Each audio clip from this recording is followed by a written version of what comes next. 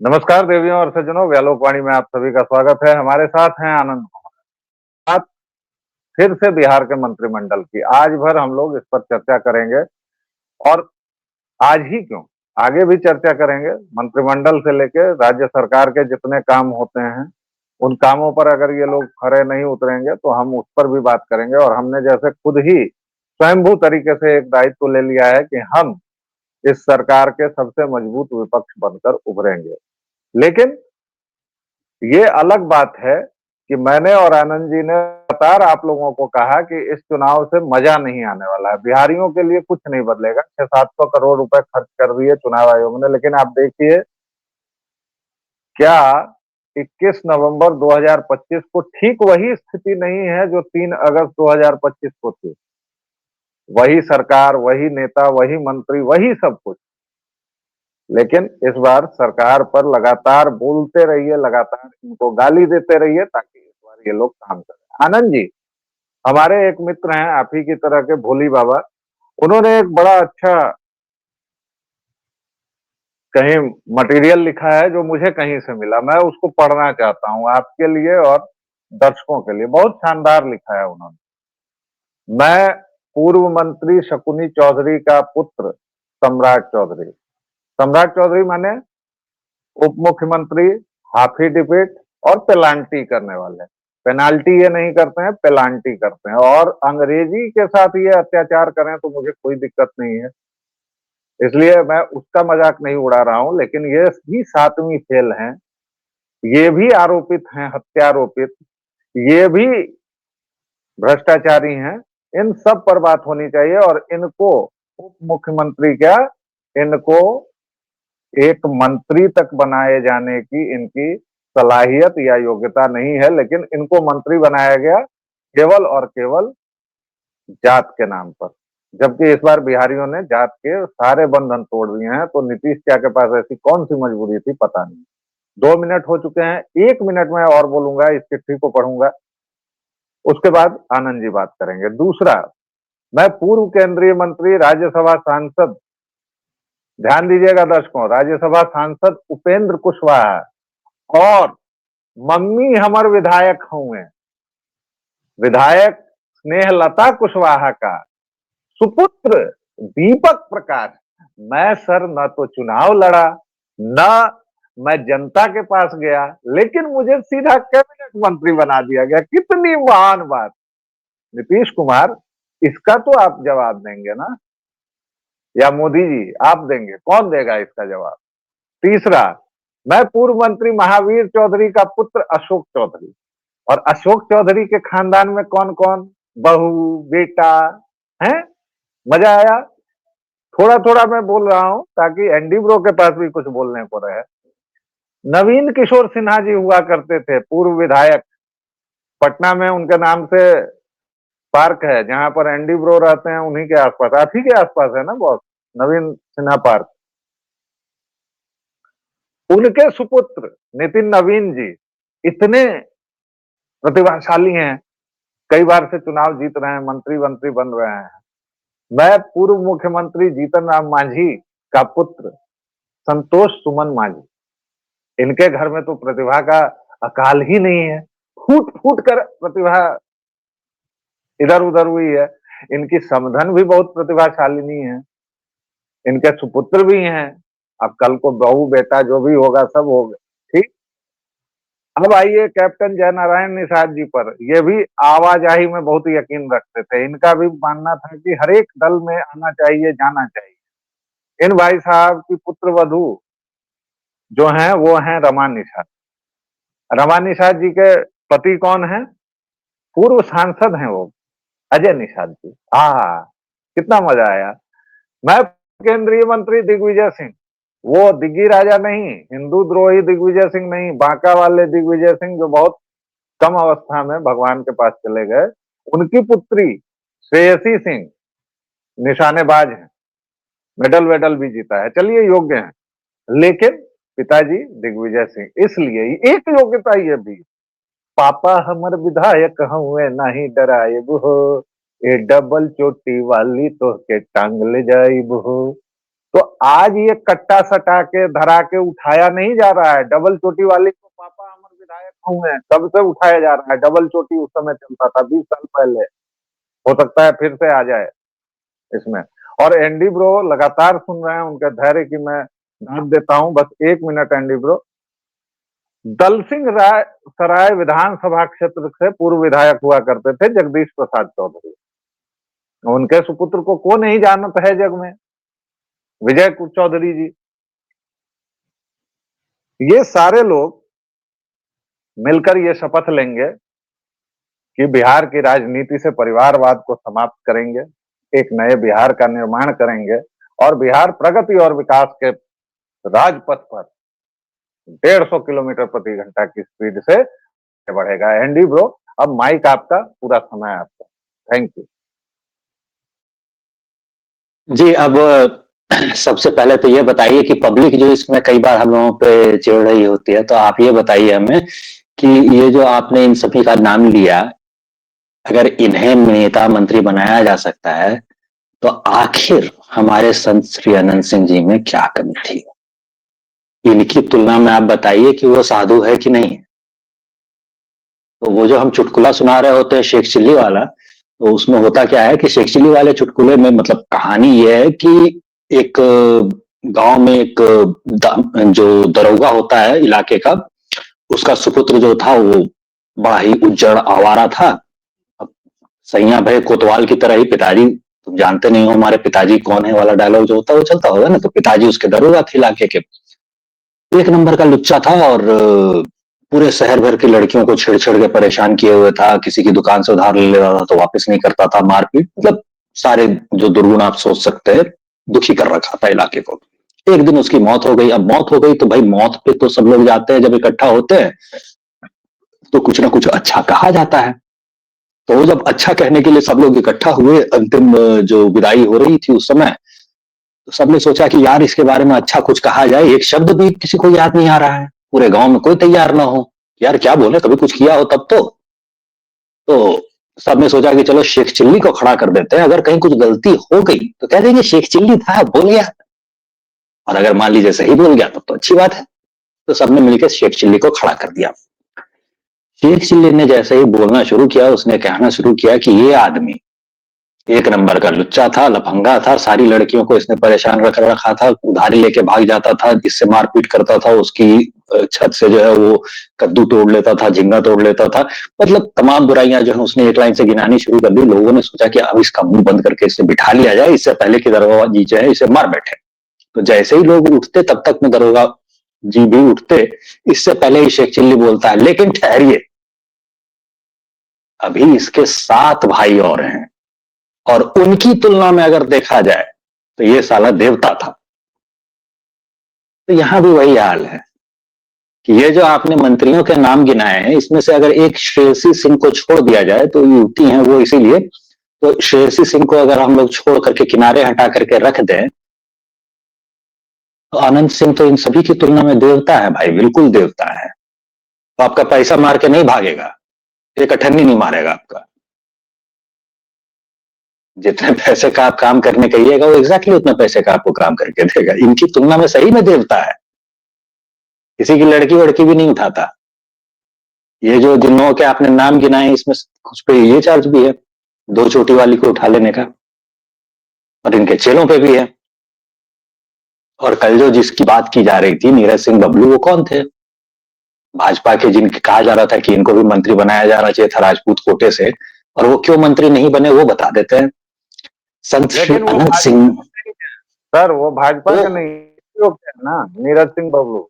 हाँ, तो मतलब कतार लंबी है, वो कतार इस किस्म के लोगों की लंबी है। तो अभी जो कहा जा रहा है, अभी जो बातें हो रही है उसमें तो अभी तो बिहार में यही चल रहा है ना, राजपूत कोटे से मंत्री थोड़े कम बने हैं। कोटा क्या होता है? राजपूत कोटा भाई, भूमियार सब तो देखिए संतुष्ट नहीं है। सरकार तो हम बना दिए मगर हम लोगों को उतना कुछ मिला नहीं रिटर्न में। क्या चाहिए था? तो मैथिल बाबा का पीछे रहेगा, मैथिलों के साथ तो मैथिलों के साथ तो मोदी जी ने विश्वासघात कर दिया है। खाली मधुबनी पेंटिंग वाला गमछा लहरा दिया अब बताइए, इससे तो उद्योग बढ़ेगा, महिलाओं को जो है, वो महिलाएं करती है मिथिला पेंटिंग तो। ऐसे करने से ये वाला जो किए हैं, इससे क्या हो जाएगा, इससे क्या है? ये सब मिथिला पेंटिंग, मधुबनी पेंटिंग, बिहारी गमछा को 5 करोड़ का बिजनेस मिल गया, क्या हो जाएगा इससे? नहीं नहीं, अपने आप जात का अचार तो डाल ही नहीं पाए। क्या? जात का अचार जब तक नहीं डाल पाए तब तक कैसे मजा आएगा? सुअर बाड़े में पड़े रहने के आदि बिहारी को अगर आप कीचड़ में नहीं लौटने देंगे, नाली में नहीं लौटने देंगे, टांग पकड़ करके उसका जो है वो बांध करके आप किसी खंबे से रख देंगे कि नहीं आज तू नहीं लौट सकता कीचड़ में, जातिवाद की गंध में तुमको नहीं घुसने देंगे, तो सुअर है बेचारा, परेशान है। एंडी ब्रो, परेशान नहीं, परेशान है, परेशान परेशान है। जरा नीरज सिंह वाला कांड भी बता दीजिए, आप आधे अधूरे तो कांड वो बता। वो देखिए, उसमें उसमें कहानी ये है कि उस कहानी उसकी यूं है कि एक हुआ करते थे संत श्री आनंद मोहन सिंह जी, मेरे ही हम नाम है। अब मेरे जितने हम नाम है पता नहीं क्यों सब संत किस्म के ही हैं।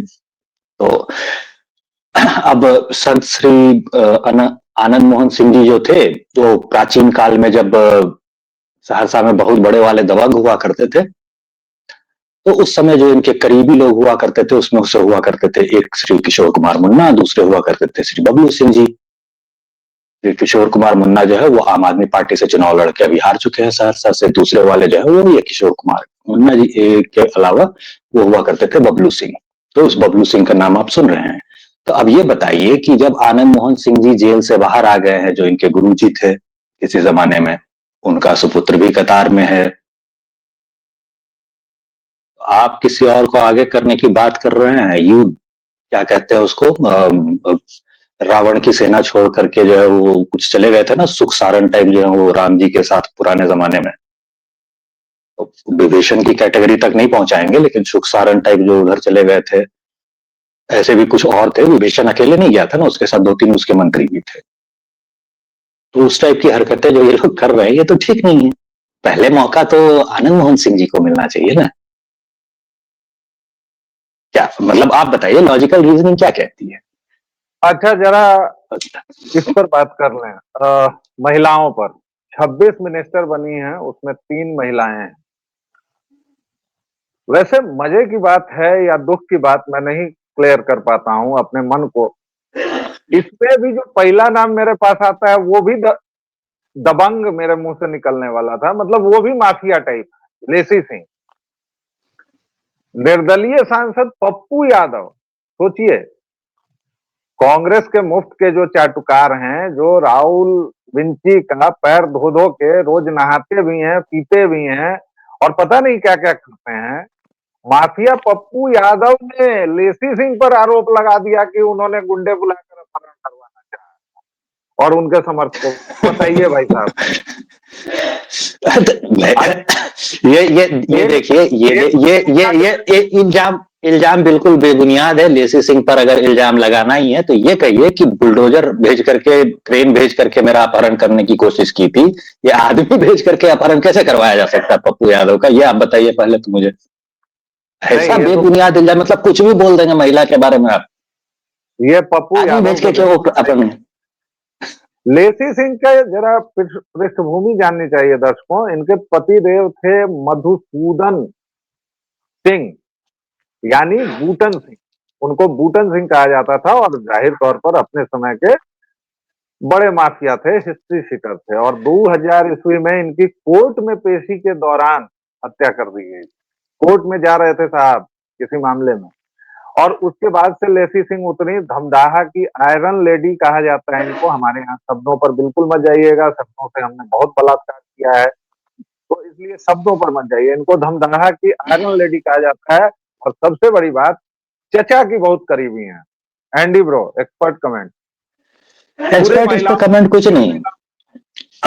तो पूरी महिलाओं की स्थिति अगर आप देखिएगा तो पूरे का पूरा जो सीटें सीटें जितनी मिली महिलाओं को, वो सबसे पहले तो जो कहा जा रहा था कि इतना परसेंट आरक्षण होना चाहिए, इतना परसेंट आरक्षण होना चाहिए, जब तक जबरदस्ती इतना परसेंट आरक्षण नहीं लागू किया जाएगा तब तक नीतीश बाबू या जनता जो है ना वो नहीं देने वाली है। तो यहाँ जो अधिकार होते हैं उनके मामले में सीधी साफ बात समझिए कि जिसने एक बार हड़प करके अपने पास रख लिया है वो वापस क्यों छोड़ना चाहेगा।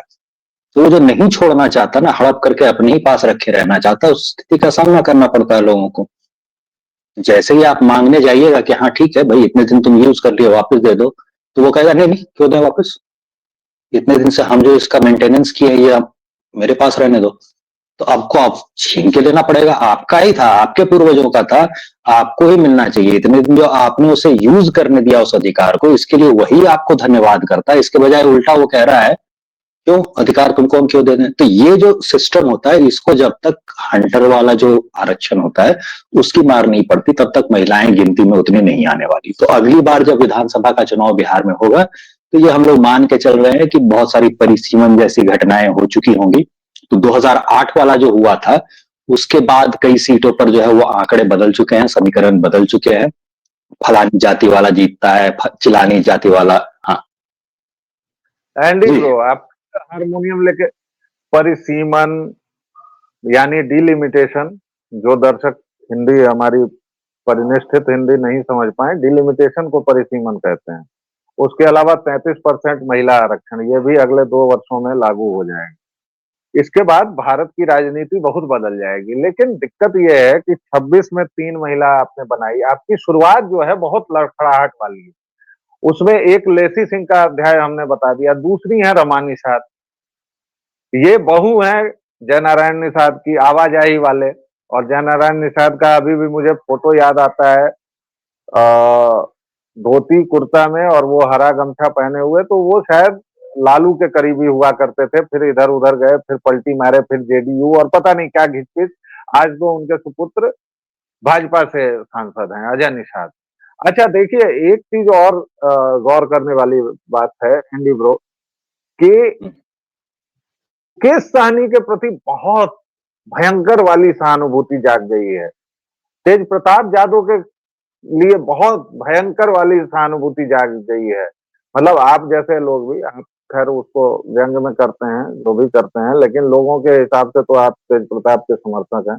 भाई लोग, ये समर्थक वमर्थक नहीं है, ये आदमी मूर्ख बनाते हैं आप लोगों को, ये भाई साहब उससे मजा लेते रहते हैं। तेज प्रताप उसी विश्व वृक्ष का अंश है जिसने बिहार को गंदगी में डुबोया, अंधेरे में भेजा, 3 पीढ़ियां बर्बाद की।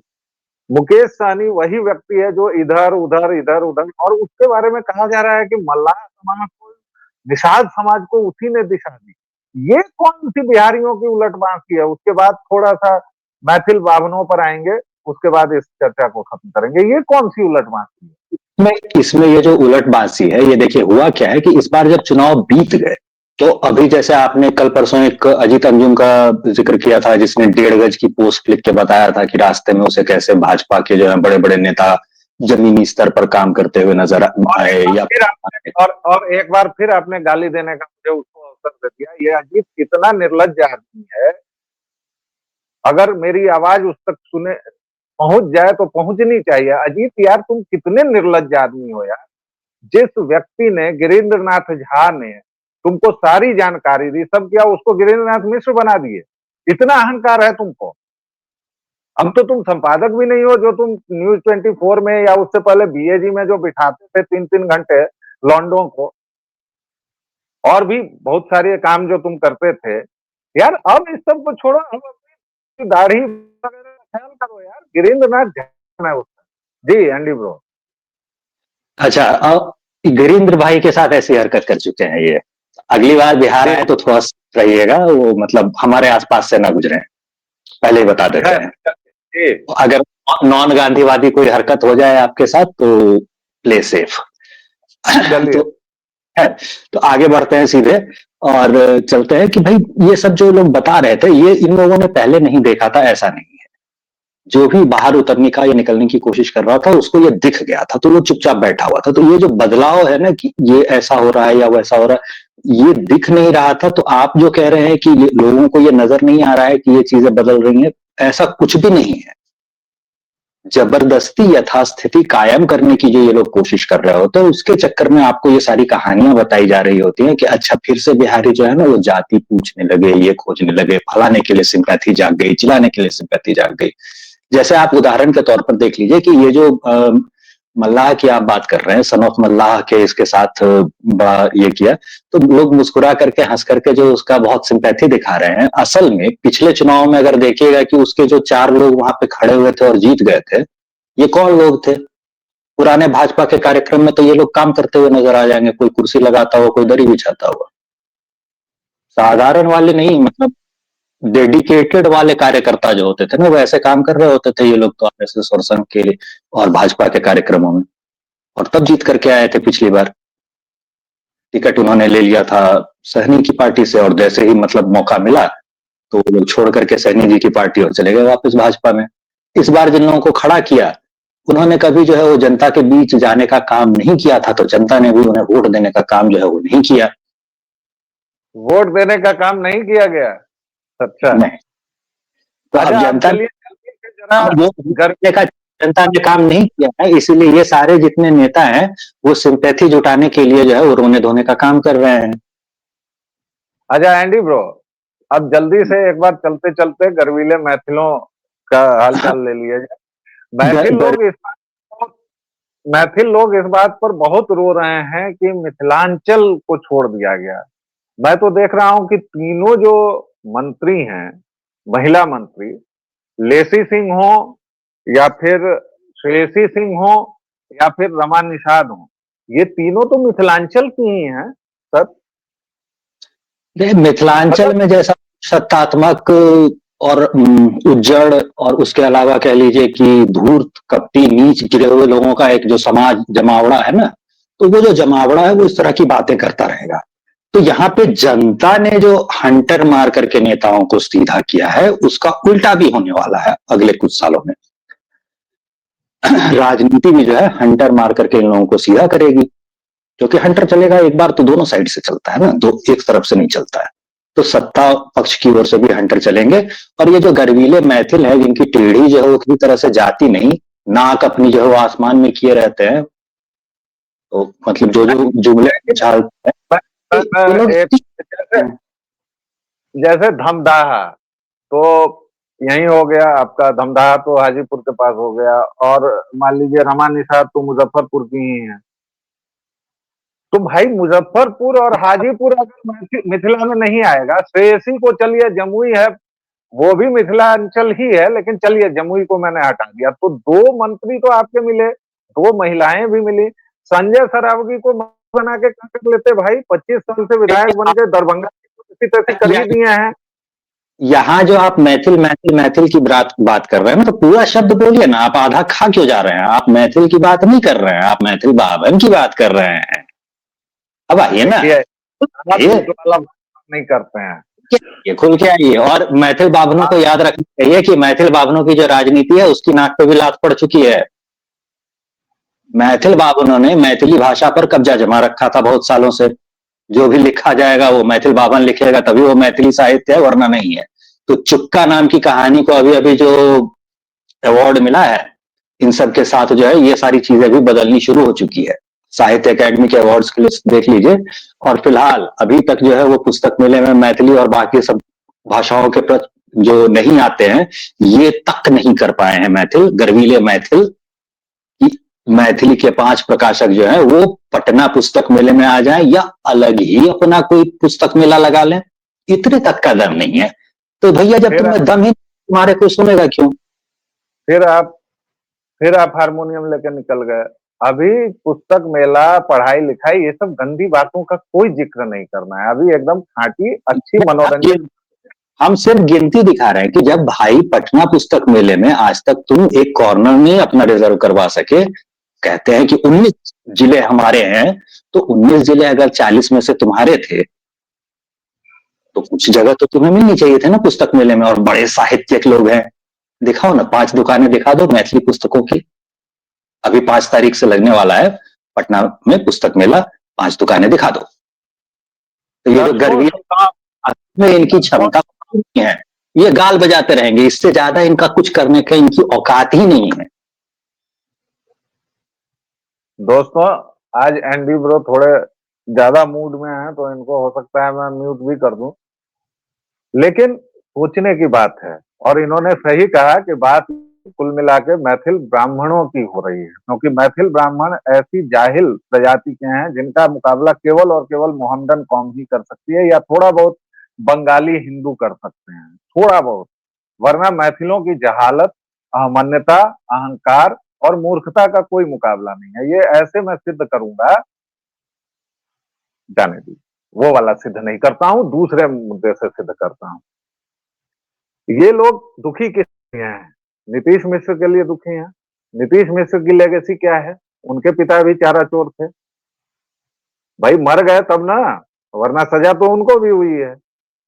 चारा चोर उनको नाम पर क्यों नहीं लगा? क्योंकि वो समझदार आदमी थे, वो समझदार आदमी थे, लगा नहीं, लग नहीं पाया, क्योंकि एक तो उन्होंने कई मामलों में जमानत ले ली थी, और एक जिसमें सजा सुनाई गई वो सजा लागू होती उसके पहले वो सियाधाम चले गए। तो इसलिए सियाधाम चले गए? आपने है क्या बात कर रहे हैं? जबरदस्ती सियाधाम चले गए? कैसे गए सियाधाम? अरे भाई रुकिए यार, ठीक है, अब जहां भी गए, जहां भी गए, अब मरने के बाद हिंदू नहीं करता है, ये हम लोगों की परंपरा। ये बेकार की बात, फिर बेकार की बात। हर साल पुतला जलाते हैं, होली भी इसीलिए मनाई जाती है क्योंकि होलिका को जिंदा जला दिया गया था, और उसके बाद अगले दिन हिरण्यकश्यप जो था वो भी मारा गया था। मरने पे उत्सव मनाते हैं होली का। दिवाली का उत्सव किस लिए मनाते हैं? रावण को मारा था, पुतला जला रहे होते हैं हर साल। मरने पे उत्सव मनाने वाली कौम है हम लोग। राक्षसों का वध करते हैं और उस पर नाचते हैं, भांगड़ा ढोल बजा करके, गाना गा के, और अलग तरह का उसमें त्योहार भी बना देते हैं। कौन कहता है मरने पे मनाते हैं हम ये लोग? ये आज इन्होंने बातचीत में दो और मुद्दे दे दिए हैं अलग अलग वीडियो से, कि आखिर इन सब चीजों पर बड़ी महत्वपूर्ण बात कही है कि हम जो थे उनसे हम लोगों को किसने बिगाड़ा। हम सचमुच, हम राक्षसों का अगर वध करते हैं, और उसमें ताड़का का भी वध करते हैं, प्रभु श्री राम ही करते हैं। पूतना का वध प्रभु श्री कृष्ण ही करते हैं, इसलिए उसमें भी कोई आरक्षण नहीं दिया जाता है कि ताड़का और पूतना हो तो तुम्हें नहीं मारेंगे, ऐसा कुछ नहीं है। खेलते खेलते हंसते हंसते गर्दन मरोड़ देते हैं। तो ये खैर अलग मुद्दा है। नीतीश मिश्र का अगर रोना रो रहे हैं आप लोग, तो गर्वीले मैथिलियों को यह भी याद रखना चाहिए कि मैथिली ठाकुर के मामले में इन्होंने कितना घिनमा घिनाष्टक किया था। नीतीश मिश्र ने उद्योग मंत्री रहते हुए बहुत काम किया। क्या काम कर लिया भाई? कहां कहां उद्योग लगा दिए बताइए? केवल बढ़िया कपड़ा पहनने से और बढ़िया भाषा बोलने से उद्योग नहीं लग जाता है सन। और आपके पहले उद्योग मंत्री रहे शाहनवाज हुसैन ने पूरी की पूरी राह बना दी थी। लेकिन लेकिन गर्वीले झाजी लोग जो है इतने सांप्रदायिक होते हैं कि मुस्लिम को देना पड़ जाएगा श्रेय तो देते ही नहीं, तुरंत नहीं मिश्रा जी ने किया होगा। इथेनॉल की सारी फैक्ट्रियां शाहनवाज हुसैन ने लगा दी, लेकिन एक बेचारे शिया भी है ना, हाँ बेचारा शिया मुसलमान, साला मुसलमानों में भी अल्पसंख्यक। तो इसीलिए मैथिल को जाए बनाई थी कि गरीब मुसलमान का हक ना छीने, ऐसा हो ही नहीं सकता। मैथिल इसी किस्म के होते हैं। यानी कि शाहनवाज हुसैन ने राह बनाई, नीतीश मिश्र उस पर चले, और इसीलिए मैथिल भावनों को भी ज्यादा रोना धोना करने की जरूरत नहीं है। आज हमने अपनी समय सीमा का अतिक्रमण कर दिया है मित्रों। आज बहुत लंबा वीडियो बन गया है। प्लीज आप इसको सुने और हमें राय दें, हमें बताएं कि और किन विषयों पर आप हमसे सुनना चाहते हैं। व्यालोक वाणी को आप अपना जितना स्नेह और प्रेम दे रहे हैं, प्लीज उसे जारी रखिए। और थोड़ी मात्रा, ये इस बीच में देख रहा हूं कि थोड़ी मात्रा आप लोगों ने कम कर दी है। हमें भींगना बड़ा अच्छा लगता है आपके स्नेह में, आपके प्रेम में, इसलिए प्लीज उसको बढ़ाए रखिए, लाइक शेयर और सब्सक्राइब कीजिए। एनडी ब्रो, आपका बहुत बहुत धन्यवाद। एक विराम, फिर मिलेंगे, तब तक के लिए जय जय सिया राम। जय श्री राम।